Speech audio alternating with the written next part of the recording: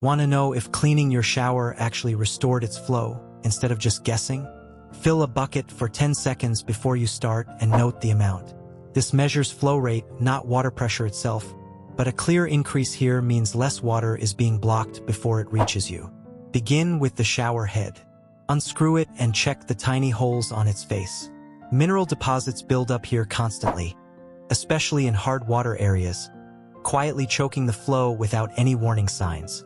Soak the head in white vinegar, scrub the nozzles with a soft brush, and check the flow restrictor built into the head or its washer at the same time. Clean out any trapped debris rather than removing it, since restrictors are sized for a reason and removing one can increase water use without fixing a genuine pressure problem. Reattach the head and run your bucket test again. If the improvement is small, confirm that the shutoff valves feeding the bathroom's water lines are fully open, since even a partially closed valve restricts flow before water reaches the shower. Run your bucket test one final time and compare it to your first result. If the numbers barely move despite all this, the restriction is likely further back in the home's plumbing, which may point to a pressure regulator issue or a supply-side problem best confirmed by a plumber rather than adjusted yourself.